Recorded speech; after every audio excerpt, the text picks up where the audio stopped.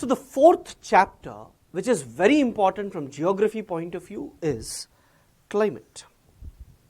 Here we need to consider first which are the different factors which are responsible for different climatic conditions. Next we need to see how precipitation is occurring, and then we need to see temperature in different parts of India, and on the basis of these three things we will be trying to see how Indian monsoons are actually affected. I have already told you about the southwest monsoons, that is after crossing the equator you usually see southwest trade winds. Atmospheric circulation, tricellular, meridional circulation, all this I have shown exactly how southwest trade winds usually move above, right? And how this actually gives rainfall to India. So considering these factors, let us start by understanding what are the important things given in this particular chapter. So when I am talking about climate and weather, weather is over a particular point at a particular time. So in a particular area at a particular time, the conditions which is prevalent is called as weather. Whereas climate is sum total of weather conditions and variations over a large area for a long period of time, more than 30 years. Short changes weather, long changes climate. So this is very, very important because few people get confused with respect to this. And then you need to know that India's is actually monsoon type of climate or mausam, which means reversal of winds. This is very, very important because globally or within India, whenever you talk, it is important for you to talk about the monsoon type of climate. And when we talk about temperature in different parts of India, in summer we see some parts of Rajasthan usually touches 50 degrees Celsius, whereas some areas like Dras in Jammu and Kashmir in winter they go to minus 45 degrees Celsius. So it is extreme in India. You have cold desert as well, you have hot desert as well. You have evergreen forest and you have the desert or grasslands as well. Now, whenever we are talking about rainfall, we have different parts where Meghalaya it is up to 400 centimeters, and when we talk about Ladakh and western Rajasthan, it is less than 10 centimeter, right? So these are some factual information, but we need to understand why this is actually taking place. So next, let me actually begin with the climatic controls. They usually talk about the 6 major factors.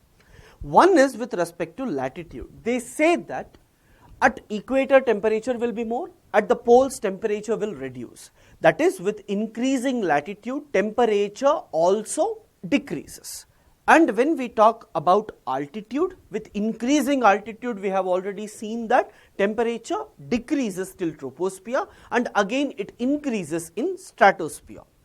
We have seen 7 pressure gradients: low pressure at 0 degree, 30 degree high pressure, 30 degree high pressure north and south, 60 degree low pressure and 60 degree low pressure at north and south, and then you have high pressure at poles. So this is what we talk about pressure, and we know that because of Coriolis force, winds blow in the form of trade winds between 30 degree to 30 degree, 30 degree to 60 degree we see westerlies, and above 60 degree we usually see polar easterlies. And then we also need to talk about distance from the sea.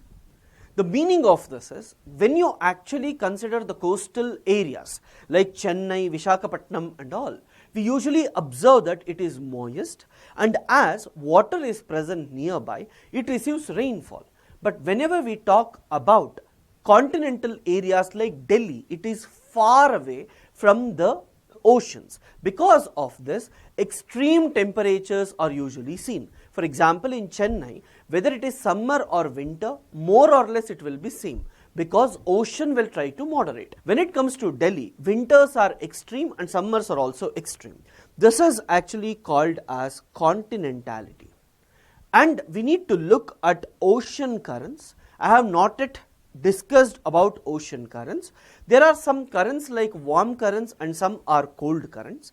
Whenever the warm currents actually move, there the region will be warm, and wherever the cold currents move, the region will be cold. So even this try to determine different factors.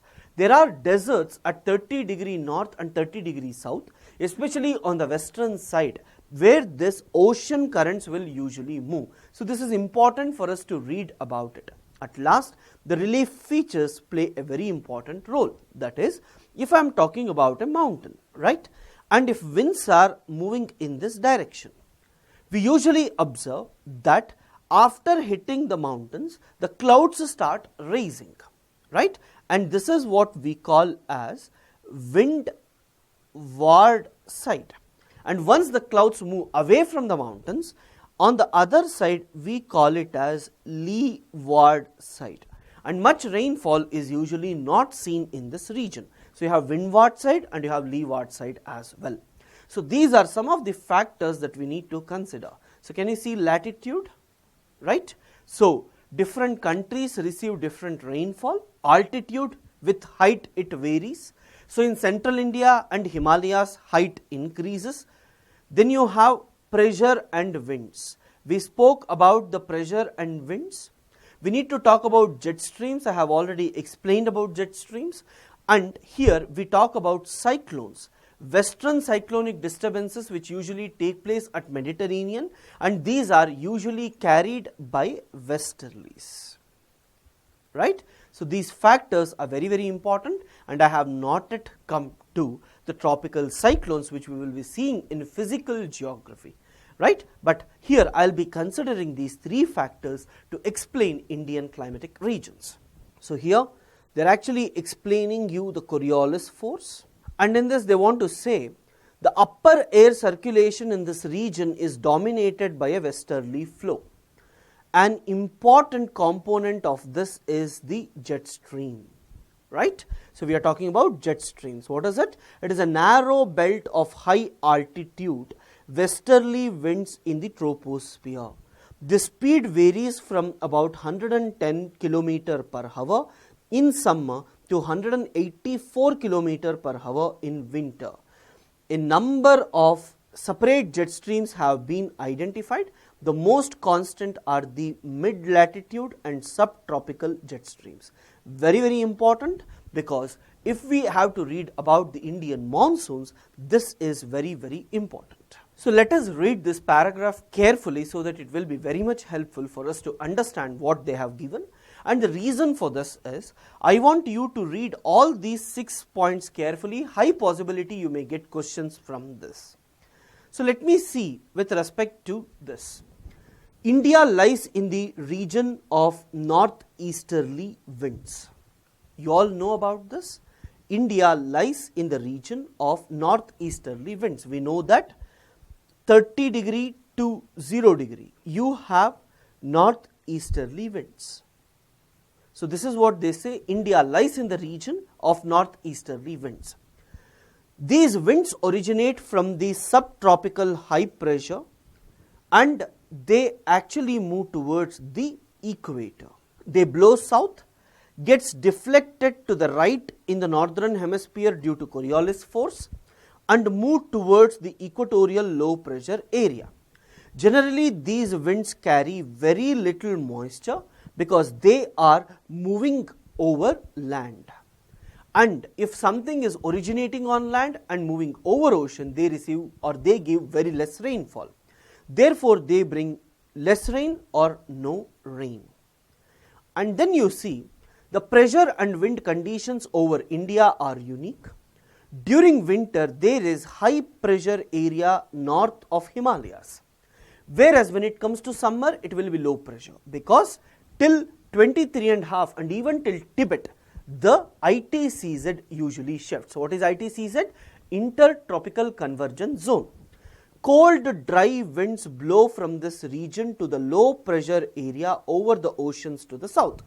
As you have high pressure in winter, so in winter high pressure, usually the air will be cool. So the cool air actually blow over entire India because of movement from high pressure to low pressure. In summer, a low pressure area develops over interior Asia as well as over northwestern India. This causes a complete reversal of the direction of winds during summer, where air moves from the high pressure area over the southern Indian Ocean in the southeasterly direction, crosses the equator and turns right towards the low pressure areas over the Indian subcontinent. These are called as southwest monsoon winds or southwest trade winds. So what do we mean by this? See guys, here you have high pressure area during summer, and here you have low pressure area, right? Now what is happening?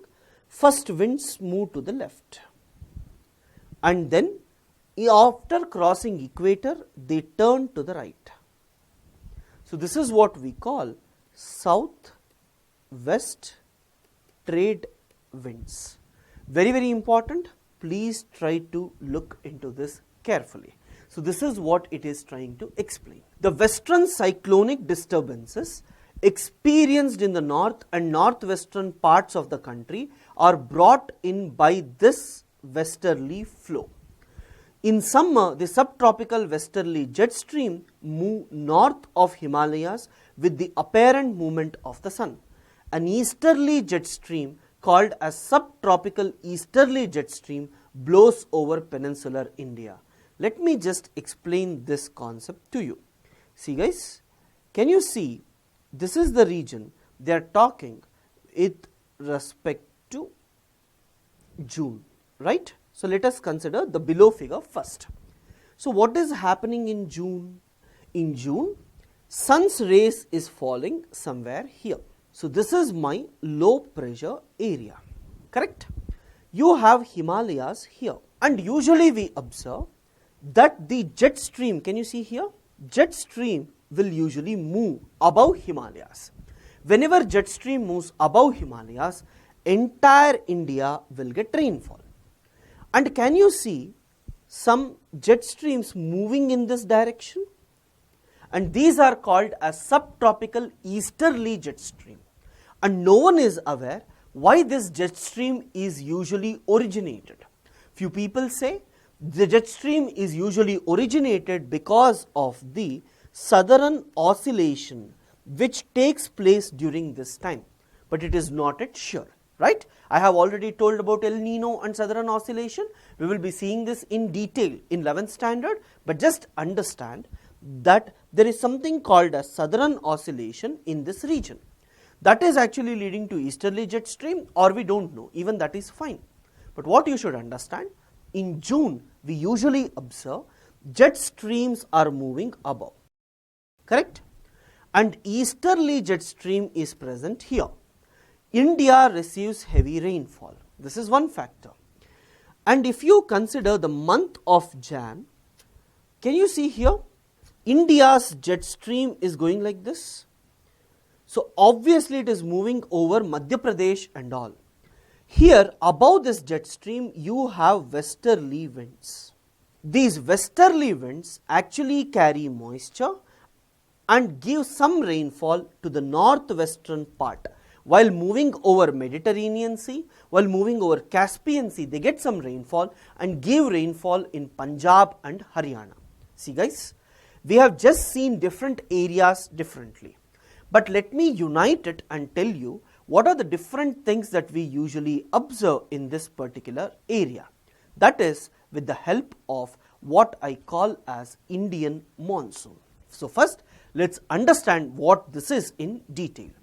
The sailors who came to India in historic times used to observe this, and they understood that sometimes winds blow like this and sometimes winds blow like this. This is what we call as northeast trade winds, and this is what we call as southwest monsoons or trade winds. So they used to come towards India whenever they had southwest, and they used to move away from India whenever they see northeast. This helped trade, that is why it is called as trade winds. They have benefited from the reversal of the wind system, as they can come by sailing ships at the mercy of the winds. The Arabs, who had also come to India as traders, named this as monsoon. right? Monsoon means seasonal reversal of winds. This is what we saw. So let's quickly see what all happens during the monsoon. First, I'll go through this carefully and then I'll explain you in detail what they are actually planning to say. From mains point of view and also prelims point of view, these paragraphs are very, very important for you to remember. So let us see what is happening. The monsoons are experienced in the tropical area roughly between 20 degree north and 20 degree south. So some things that are important. Most important thing is differential heating and cooling of land and water. Just understand this. Second, the shift of the position of ITCZ, which is also important in summer. The presence of high pressure area east of Madagascar, which is also important.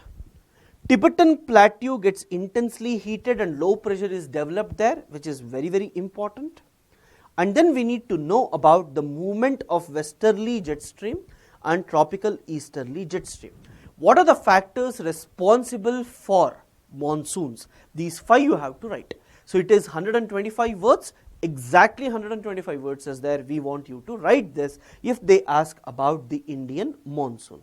I have already explained with respect to ITCZ. So you need not worry about this much. Now first, let me explain this clearly with the help of this map. So let us see the 5 factors one after the other. That is, the first important thing that they were actually talking is with respect to differential heating of land and sea. See guys, when sun's rays is falling here, you will have low pressure in this area because of land. High pressure is there on ocean. Because of this, we observe winds blowing from high pressure to low pressure. This is the first factor they talk with respect to monsoons. The second important factor they are actually talking is with respect to a low pressure area being developed because of intense heating of Tibetan plateau. So this is the lowest pressure. Third important factor is near Madagascar, a high pressure area is developed. So first from here till equator it moves to the left and from there it starts moving in this direction. So this gives heavy rainfall to us. 3 points. And then we need to see jet streams are moving above Himalayas. Easterly jet stream is moving in this direction. And this gives heavy rainfall. And they also say ITCZ is shifting at this point. Why? With northward movement of the sun, ITCZ also shifts northward. So guys, first differential heating of land and sea, first point. ITCZ is shifting northward. Because of this, high pressure is seen near Madagascar, low pressure is seen near Tibet, and winds are blowing first in the east and to the southwest. And then we will see that the jet stream are moving above Himalayas and we observe jet streams, easterly jet stream being produced in this region. So all these factors are very, very essential for the formation of Indian monsoon. These conditions lead to heavy rainfall. Still there are excessive information in 11th standard NCERT book. I will be explaining that. That is the reason I told you immediately after this book we will be taking up that book, and with this explanation we will go in detail and see what happens each and every time whenever it moves. That's why NCERT we have to understand one concept at a time. Here you have to understand these 5 factors carefully. Next important thing is the changes in the southern ocean also affect the monsoons. Anything that happens in the southern Indian Ocean also have some impact on the monsoons. Normally the tropical eastern South Pacific Ocean experiences high pressure. The tropical eastern Indian Ocean experiences low pressure. But in certain years, there is reversal in the pressure conditions and the eastern Pacific are low pressure areas when compared to eastern Indian Ocean. I am just reading, I will explain you this in detail. This periodic pressure conditions is or changes is known as southern oscillation. The difference in pressure over Tahiti and Darwin actually helps us to know whether there is any such changes in high pressure and low pressure area. And then we need to understand that if the pressure differences were negative, it would mean below average and late monsoons. This phenomena is called as El Nino and it occurs every 2 to 5 years. El Nino plus Southern Oscillation together is called as ENSO, El Nino Southern Oscillation. What is the meaning of this? What did they say here? Here they are actually saying that if you consider Peru present here, so here usually cold is present. The meaning of this is you have high pressure in this region, and here usually low pressure is present. Winds used to blow from high pressure to low pressure, winds raise here and again winds blow towards above and then actually come down. This is what usually we observe. But in certain years, what happens? We usually observe that if you have Peru here, here you observe low pressure and here you observe high pressure. Because of this difference, winds start blowing from here to here, again from here and comes down. This is reversal. This is called as Southern Oscillation, and this occurs usually during El Nino 2 to 5 years. We call it El Nino Southern Oscillation. So this is what is important. It is believed that whenever this happens, there is some negative impact on India.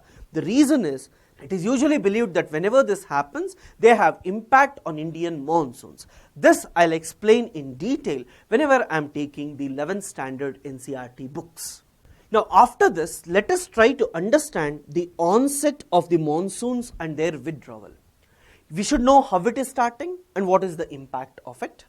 And is there any branches present in this monsoon and how it affects entire India is what we'll be seeing now. First, we should understand that monsoons doesn't mean that throughout the time there will be rainfall. Sometimes there will be more rainfall, sometimes there will be less rainfall. This is what we call pulsating in nature. Second important thing, the duration is 100 to 120 days, right? It starts from early June and ends in mid-September. Around the time of its arrival, the normal rainfall increases suddenly and continues constantly for several days. This is called as burst of monsoon. Suddenly there will be rainfall and it will be for longer period. We call it as burst of monsoon. And then the monsoons can be divided into two on the basis of their origin. That is, below India, whenever we consider, we see two things. One is Arabian Sea, another one is Bay of Bengal. So one wave or one trade wind originate over Arabian Sea and it is called as Arabian Sea branch. The other one originates in Bay of Bengal and it is called as Bay of Bengal branch. So first let us try to understand the Arabian Sea branch. So whenever I am talking about the Arabian Sea branch, first let us understand that we have Western Ghats. So winds, whenever they start blowing, they hit the Western Ghats and usually do not give much rainfall on this side. That is, this will be our leeward side and they don't give much rainfall. But on this side, they give heavy rainfall, right? The western side, which is windward side, heavy rainfall is seen, and on the leeward side, very less rainfall is seen. But you should also know that these Western Ghats are not uniform. There are some gaps present in this region. So here what happens, we usually observe the winds start blowing in the gap and they give rainfall in Tamil Nadu region. So this is what we call Palghat gap. And after this, you have some gaps present here, you have some gaps present here. We call it Torghat and Borghat gaps. And here also we observe the winds blowing, right? And they give some rainfall in this region. We also observe you have Vindhyas and Satpuras. You have Mahadeo, Maikala ranges and other mountains present in this region. So now what happens? One branch enters through this and give rainfall in this region.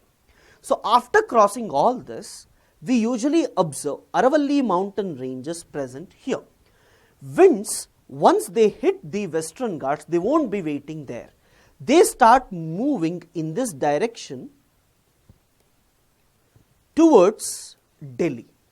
When they are moving northwards, they usually move parallel to the Aravallis. Because of this, areas on the windward side or on the leeward side of Aravallis do not get rainfall because winds are blowing parallel.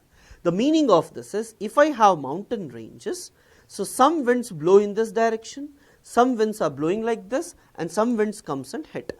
Only the southernmost part of Aravallis receive rainfall, but the others doesn't receive rainfall. What is the reason? The reason is mostly associated with the parallel movement of the winds. This is what we need to understand. Then we need to observe with respect to Patkaibum, Naga Hills, Mizo Hills that you have. Winds, when they go and hit these, they go and hit the Himalayan mountains as well. They come back. So they give heavy rainfall in this region. When it comes to Meghalaya, you have Garo, Khasi and Jaintia. The clouds, when they enter, when you have clouds present in this format, so the clouds hit, right? When they hit in this form, they give heavy rainfall in this region. There will be some funneling effect. Just imagine clouds have entered into the room and they don't have any space to go out. Because of this, what we observe? Heavy rainfall within this region.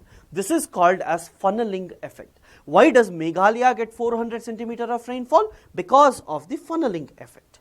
After this, what happens? Some winds start blowing in this direction. Some hits the Rajmahal hills and give rainfall, and others move towards Patna, Lucknow and Delhi. Here they meet the Arabian Sea branch. Can you observe? Arabian Sea branch is coming from south to north. Bay of Bengal branch is coming from east to west. They meet at Delhi and from there they start moving above. And they give rainfall in these parts as well. Right guys? So let's quickly look at what they have given with respect to this.